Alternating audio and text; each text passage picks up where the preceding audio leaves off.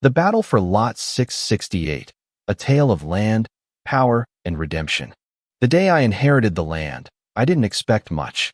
My uncle, Walter, had been a quiet man, a surveyor who preferred maps to people.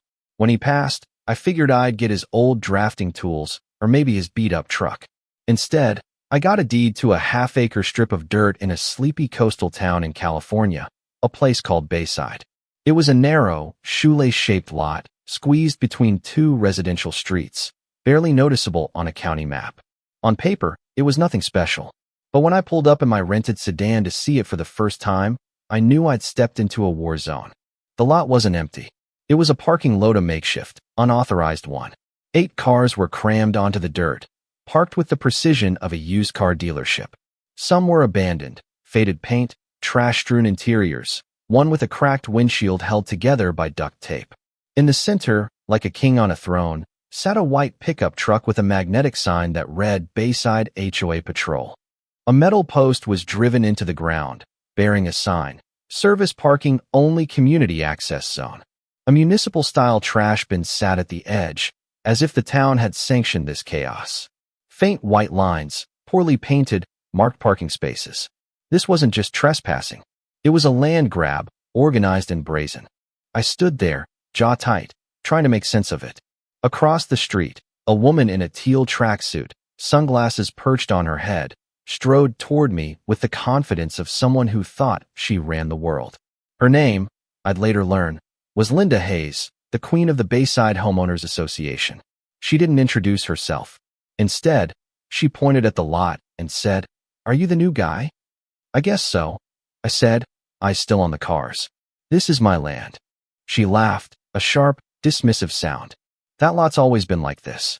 We figured it was a common use. No one was doing anything with it. What's the harm?" I turned to face her. "It's private property. I had the deed confirmed. I'm the sole owner." She waved a hand, as if swatting a fly. "Don't take it personally. We've kept it clean. The HOA's been parking here for years. It's easier to patrol the commercial street." Behind her, a dog peed on my boundary marker. I didn't argue. I was too tired from the drive, too stunned by the audacity. Instead, I pulled out my phone and started snapping photos. Every license plate, every piece of trash, the fake sign. Linda watched me, her smile fading into something colder, like I'd insulted her sense of community. Later, an older man on a nearby porch waved me over. His name was Henry, and he spoke in a low voice. "If you're the owner, be careful. Linda runs this block, and she doesn't like being told no." I looked back at the lot, my so-called asset. It felt more like a trap, but I wasn't backing down. I'd spent my career as a surveyor, drawing lines and defending them. This was just another boundary to enforce. The next morning, I returned with a stack of laminated signs. Private property, no parking violators towed at owner's expense. I staked them every 20 feet along the perimeter, taking photos of each one, uploading them to the cloud with timestamps. I wasn't just protecting my land. I was building a case. By dusk, the signs were gone. Every single one. In their place were 2 new cars, and that same HOA pickup, parked dead center like it owned the place. Then I saw it. A sticker on my SUV's license plate, black block letters screaming, "Land Thief." I ripped it off, my breath hot and sharp. It was petty, but it hit hard. The neighborhood had chosen sides, and I was the outsider. That evening, my inbox pinged with a link to a Nextdoor thread titled, "New Owner Trying to Close Our Community Lot." Linda had written a novel, calling me an entitled gentrifier, a greedy opportunist trying to monetize a space the neighborhood had maintained for decades. The comments were vicious. Some demanded rights to the lot. Others hinted at teaching me a lesson. One suggested I be reminded what neighborhood unity meant. That night, I found a couch dumped on the southeast corner of my lot, right on the property line. The next morning, my mailbox was open, emptied except for a soggy flyer. "Say no to greed. Say no to outsiders." No signature, just damp ink and malice. Then came an email from a burner account. Subject line, "You need to see this." Inside was a zip file with screenshots of a group chat called HOA Strategy Linda Only. The messages were a playbook for sabotage. Drown him in bureaucracy. Make the land unusable. He'll sell cheap. If we stall long enough, We can file for easement access. He's not local. He'll break. I read those words again and again, my fingers hovering over the keyboard. Part of me wanted to print the screenshots and plaster them on every mailbox. Instead, I replied with one word: noted. This wasn't a misunderstanding. It was a siege, and Linda was the general. The screenshots burned in my mind like a brand. Linda Hayes and her HOA cronies weren't just trespassing, they were waging a calculated campaign to steal my land. I wasn't a stranger to conflict. 30 years as a surveyor had taught me how to handle disputes over property lines, but this was different. This was personal, petty, and vicious. By the end of that week, I was done with warning signs and polite photos. I wanted to draw a line that couldn't be erased. I called a contractor I'd worked with on past jobs, a gruff guy named Mike who built fences like he was fortifying a castle. I need something industrial, I told him. 8 feet high, metal panels, concrete footings. A gate with a keypad lock. Make it look like a prison if you have to. Mike chuckled. Sounds like you're expecting a war. I didn't laugh. I am. The fence went up in 3 days, a gleaming barrier that stretched across the lot's entire width. The gate was heavy steel, padlocked with a code only I knew. I bolted a sign to the center, black letters on white. Private lot. Entry fee, $350 per vehicle per day. Unauthorized parking constitutes acceptance of terms. Cameras in use. Invoices will be issued. It wasn't a threat, it was a promise. I installed 3 motion-sensitive IR cameras, linked to cloud storage, and my phone. Every move on that lot would be recorded. That night, I parked my truck just beyond the fence line and watched. Like clockwork, 3 cars pulled up. 2 drivers tugged at the gate, cursing when it didn't budge. One honked, as if that would help. The third threw his hands up and sped off. I got it all on camera, high-res and time-stamped. By morning, I had license plates and addresses from public databases. That evening, I hand-delivered 7 envelopes, each containing an invoice for $3, 510 unauthorized uses at $350 a day. The fine print warned that non-payment within 7 days would mean a lien on their property. I wasn't bluffing. The neighborhood erupted. Linda was out by noon the next day, pacing in front of my gate in a Bayside HOA windbreaker, megaphone in hand. "This man is extorting our community," she shouted, her voice cracking with theatrical outrage. "This is not legal. We have rights." A few neighbors set up folding chairs, munching popcorn like it was a street performance. I leaned against my truck, arms crossed, and let her perform. She wasn't yelling at mesh, was yelling at a fence, and it didn't care. Then came the first counterattack. The city's zoning department called, saying someone guess who had reported me for running an unlicensed commercial facility. I met the inspector with a coffee and a folder. The deed, zoning code 12.04.4, and a breakdown of passive land use rights under California law. He skimmed it, shook my hand, and left laughing. "Sounds like a neighbor problem," he said. "Good luck." That night, a new sign appeared on my gate, duct taped over mine in Comic Sans. Community Beautification Project Zone, Do Not Disturb. Classic Linda. By morning, 3 massive concrete planters filled with dirt and wilted succulents blocked the gate. Linda stood beside them, hands on hips, smiling like she'd just won a gardening award. "These are for the neighborhood," she said, as if I'd asked. I called the city again. They shrugged. Planters weren't a public hazard or on the sidewalk, so it was a civil matter. I didn't touch them. They were evidence now, and I had a feeling Linda wasn't done. She wasn't. At dawn the next day, I heard tires on gravel, a lot of them. I bolted outside, barefoot, expecting a delivery truck or a lost driver. Instead, I found chaos. The gate was gone, not damaged but completely removed. The fence panels beside it were sliced open, bolts cut clean through. Bolt cutters lay in the dirt like a taunt. 14 cars were crammed onto my lot, triple parked, tire tracks fresh in the churned soil. Nailed to one of my fence posts was a glossy, professional sign. Community Parking Zone, HOA authorized access. Do not remove. Violators will be reported. My blood boiled. Linda stood at the far end of the lot, chatting with a couple unloading groceries from an SUV, acting like she'd just opened a public park. I stormed toward her, fists clenched. She raised a hand before I could speak. "Good morning, Mr. Carter," she chirped, using my last name like a weapon. "I see you noticed the improvement." "What the hell did you do?" I growled. "That gate was mine. That fence was legal. You broke onto my land. She tilted her head, her smile unwavering. Correction. The HOA reinstated community access to a servient easement that predates your inheritance. We removed an unauthorized obstruction. She handed me a crisp packet of papers, a notarized agreement between my uncle and the HOA, dated 2004, granting perpetual access for overflow parking. It looked legitimate: stamps, signatures, the works. But something was off. I knew Walter's handwriting, precise as a machine. The signature on this document was sloppy, like a bad imitation. You forged this, I said, my voice flat. Linda gasped, hand to her chest. Such a bold accusation. I'd choose your next words carefully. Slander isn't protected speech. Before I could respond, my phone buzzed. An anonymous email, one line. You need to see the original. Attached was a PDF from the county records, showing no easement, no agreements, nothing. Even better, it proved Walter didn't own the lot in 2004. He bought it in 2006. Linda's document was a lie, and a bad one. I looked up, locking eyes with her. You're going to regret this. Oh, please, she sneered. What jury will believe an outsider with a fence over the word of a neighborhood? That was the moment I stopped playing defense. Linda had declared war, and I was ready to fight fire with fire. I called my lawyer, Ellen Grant, and told her I wanted 3 lawsuits. One against Linda for trespass, vandalism, and fraud. One against the HOA for conspiracy and property interference. And one against every driver who parked on my lot despite my warnings. I wasn't just protecting my land anymore. I was dismantling Linda's empire. That afternoon, I met Henry, the neighbor who'd warned me about Linda. He slid a flash drive across a coffee shop table, his hands shaking. Everything you need, he said.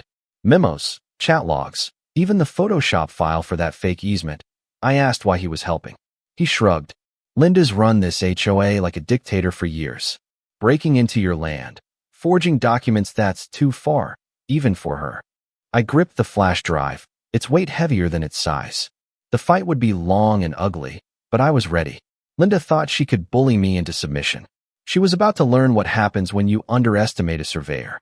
The flash drive from Henry was a gold mine, but it was also a ticking bomb. It held proof of Linda Hayes' schemes, memos, chat logs, and the Photoshop file for the fake easement, but using it meant stepping into a legal minefield.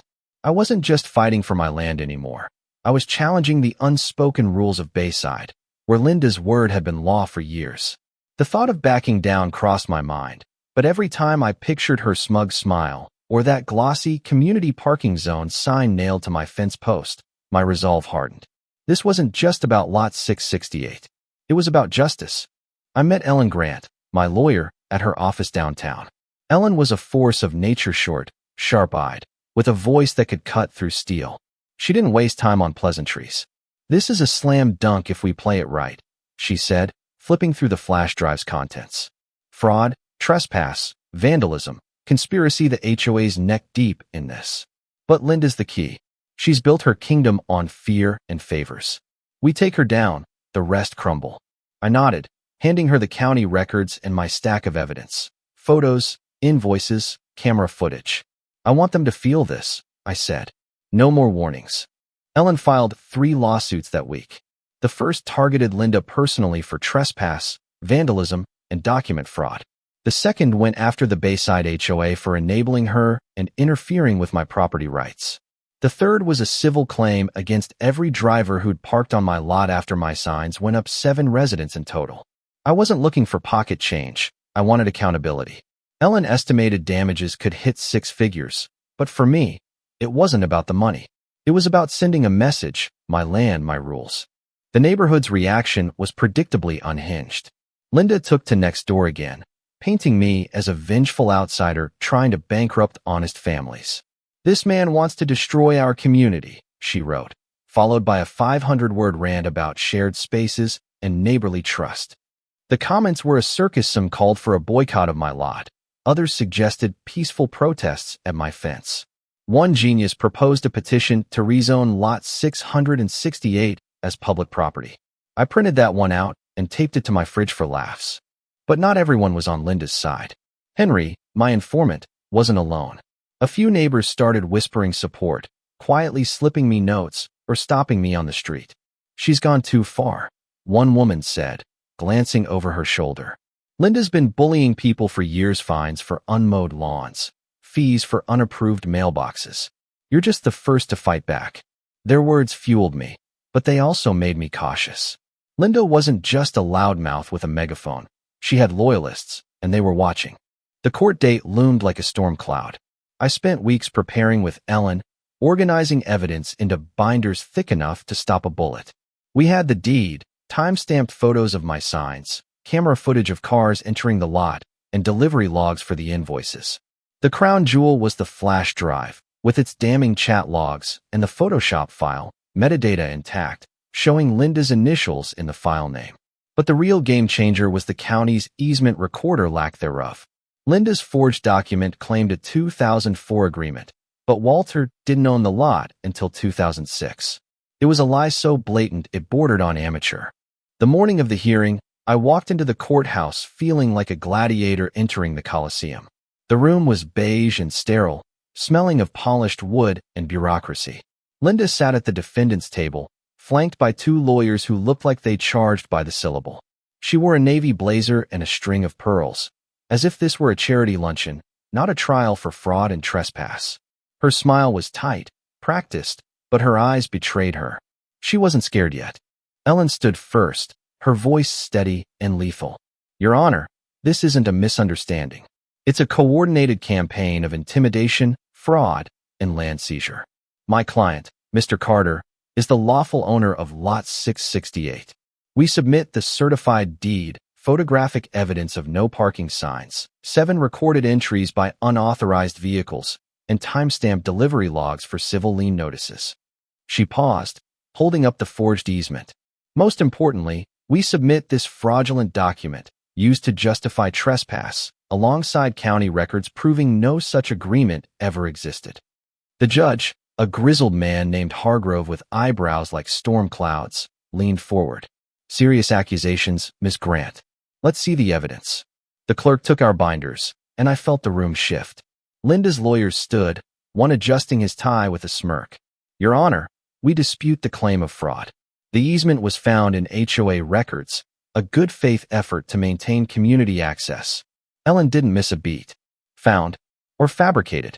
Metadata shows this document was created in Photoshop on a computer registered to Ms. Hayes. Hargrove turned to Linda. Is that true? Linda stood, her pearls glinting under the fluorescent lights. I compiled the agreement from archived materials as a reconstruction. A courtesy. Her voice wavered, and I saw her lawyers wince. Ellen pounced. A courtesy? You mean you fabricated a fake easement from scratch? Hargrove sustained an objection, but the damage was done. The courtroom buzzed with tension. Then came the surprise. Ellen called Henry to the stand. He looked unassuming, khakis, checkered shirt, tired eyes, but his words were dynamite. Ms. Hayes instructed the HOA to obstruct Mr. Carter's access, he said. She bragged in a private chat that he'd cave or sell. She ordered the fence cut and concrete planters placed to block his gate. He turned to Hargrove. She said, and I quote, once we get his land, we rezone it and flip it. He's just a squatter in a suit. A murmur rippled through the room. Linda's face drained of color. Ellen raised an eyebrow. And the fake easement. Henry didn't hesitate. I found the Photoshop file in the HOA's shared drive. Her initials were in the file name. The prosecution's case unraveled like a cheap sweater. We played footage of cars entering my lot, invoices being ignored, and best of all, Linda directing the bolt cutting of my gate, caught on camera in glorious 1080p. Linda's lawyer tried to pivot, painting me as the villain. Isn't it true, Mr. Carter, that you charged neighbors $350 a day for parking? I leaned into the mic. Isn't it true they ignored legal warnings and destroyed my property? The jury's faces told me they weren't buying Linda's act. Deliberation took 4 hours. The verdict was a landslide. Linda Hayes, guilty of fraud, trespass, vandalism, and falsification of records. The HOA was found negligent and complicit. The 7 residents were liable for civil trespass, each fined and ordered to pay damages. Total award, $80,000. Ellen patted my shoulder as we left the courtroom. Hargrove's final words echoed in my head. Homeowners associations do not override private ownership. The law does not bow to neighborhood politics. Linda didn't look at me as she walked out, her pearls limp against her blazer. I stepped into the parking lot feeling lighter than I had in months. One battle won, one queen dethroned. But the war wasn't over yet. The courtroom victory was sweet, but it wasn't the end. Winning $80,000 in damages felt good, yet Lot 668 was still a battle-scarred patch of dirt, a reminder of the war I'd just fought. I wasn't about to let it stay that way. Linda Hayes and the Bayside HOA had tried to steal my land, but I was going to turn their defeat into my triumph. This lot wasn't just property, Anna Maria, it was a statement, and I was determined to make it sing. The first step was rebuilding. I called Mike, the contractor, and told him to double down. Same fence, but taller, I said. 10 feet, reinforced panels, motion-activated lights. A sliding gate, industrial grade, with a keypad and backup power. Mike whistled. You're not messing around, are you? I wasn't. The new fence went up in a week, a fortress of steel that gleamed under the California sun. The gate hissed open with a mechanical hum, and I bolted a new sign to it. Private lot. Entry fee, $350 per vehicle per day. Cameras in use. Trespassers will be invoiced. Below that, in smaller print, repeat offenders will be featured in the next HOA meeting as a PowerPoint slide.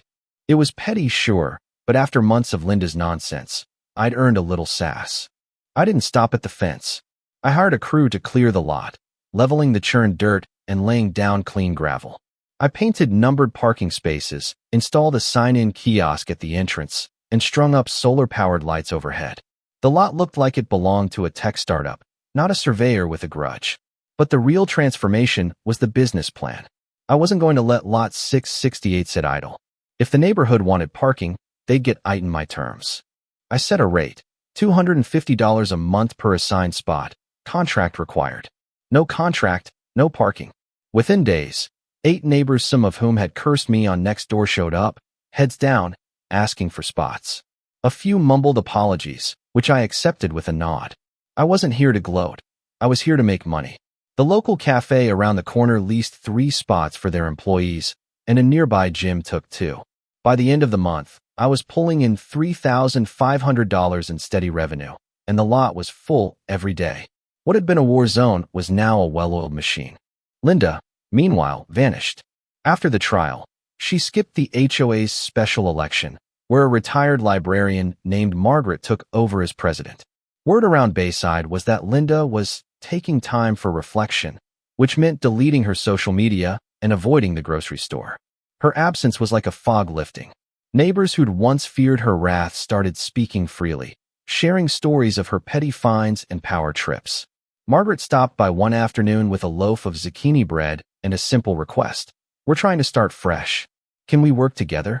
I took the bread and agreed. Why not? The HOA wasn't my enemy anymore, Linda was. But the lot's transformation didn't stop at parking. I saw potential beyond monthly leases. Every Thursday, I invite food trucks to set up shop: tacos, coffee, Korean barbecue. By noon, the sidewalk buzzed with office workers and locals, drawn by the smell of grilled meat and the glow of string lights. I added 10 more spots to handle the traffic, painted a mural on the south wall, an abstract swirl of survey lines cutting through suburban chaos, and installed benches for customers. The lot wasn't just a business, it was a destination. Funny how a battlefield becomes a marketplace. The neighborhood noticed. People who'd once called me a gentrifier now waved as they passed. Kids rode bikes along the sidewalk, and the cafe owner invited me for a free latte, saying, "This lot's better than the park." I wasn't naive. Some still grumbled about the outsider who'd stolen their parking, but their voices were quieter now, drowned out by the hum of progress. Lot 668 was mine, and it was thriving. Then, one morning, a black Lexus pulled up to the lot's edge, engine idling. I knew who it was before the door opened. Linda stepped out, dressed down for the first Timino HOA blazer, no pearls, just a sweater and jeans. She didn't approach, just stood there, taking in the mural, the lights, the food trucks. I watched from the kiosk, coffee in hand, waiting for her move. Finally, she walked over, her steps slow, almost hesitant. "I heard Property Monthly's doing a story on you," she said, her voice stripped of its usual venom. The magazine had interviewed me twice, taken drone shots of the lot, and planned to feature the case as a landmark victory against HOA overreach. Guess so, I replied, keeping my tone neutral. She shifted, eyes on the ground. Do you think people will forget what I did? I took a long sip of coffee, weighing my words. They won't forget, I said. But they might forgive if you stop pretending you were right. She nodded, no retort, no deflection. For the first time, I saw something like humility in her face. She glanced at the new sign above the lot, steel letters glinting. This is private property. Trespassers will be invoiced. A faint smile crossed her lips, and she drove off without another word. That night, I hosted a cookout on the lot, calling it the Bayside No-Nonsense Barbecue. Margaret came, bringing homemade lemonade. Henry manned the grill, flipping burgers with a grin. The taco truck handed out free churros, and kids drew chalk murals on the gravel. As the sun set, I stood under the sign, watching neighbors laugh and eat. This land had been disrespected, exploited, and fought over. Now it was a place people wanted to be. I'd won more than a lawsuit. I'd built something real. But the story wasn't over. The magazine feature was coming, and with it, a spotlight I hadn't expected. Lot 668 was no longer just a half-acre of dirt. It was a symbol, and I was ready to see how far its shadow would stretch. The cookout marked a turning point, but it was the property monthly feature that cemented Lot 668's place in Bayside's history. The magazine hit stands 6 weeks later, its cover splashed with a drone shot of my lot. Gleaming fence, orderly parking spaces, food trucks buzzing with life under string lights. The headline read, "The Land That Fought Back, How One Man Beat an HOA Empire."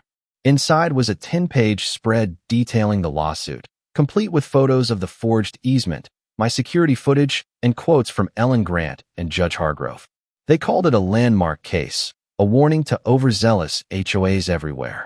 I framed the cover and hung it in my office, right next to Walter's old surveying compass. The article didn't just tell my story, it sparked a movement. My inbox is filled with emails from strangers across the country, people battling their HOAs over everything from fence colors to tree removals. "You inspired me to check my deed," one woman wrote. "I found out my HOA's been charging illegal fees for years." A man from Texas sent a photo of his own private property sign, captioned, "Thanks for showing us how to fight." I wasn't a hero, but I'd become a symbol, and that was enough. Back in Bayside, the lot kept evolving. The Thursday food truck nights grew so popular that I added a second day, then a third. By spring, Lot 668 was hosting pop-up markets with local artisans selling candles, jewelry, and homemade jams. I leased a corner to a coffee cart that became a morning staple for commuters.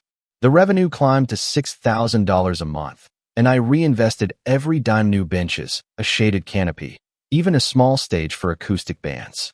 The mural on the south wall, with its swirling survey lines, became a local landmark, photographed by tourists and shared on Instagram. I'd turned a half-acre of dirt into a community hub, and no one could deny it. The neighborhood had changed, too. Margaret's HOA leadership was a breath of fresh air. She replaced Linda's petty fines with practical projects, a community garden, a book exchange, a dog park. Neighbors who'd once rallied behind Linda now saw her for what she was, a bully who'd overplayed her hand. Some still avoided me, their pride stung by the lawsuit, but most came around. The cafe owner invited me to his daughter's graduation party, and Henry started calling me the mayor of Lot 668. I laughed it off, but the nickname stuck. One sunny afternoon, I was checking the kiosk sign-in log when a familiar Lexus pulled up. Linda stepped out, dressed simply in a blouse and slacks.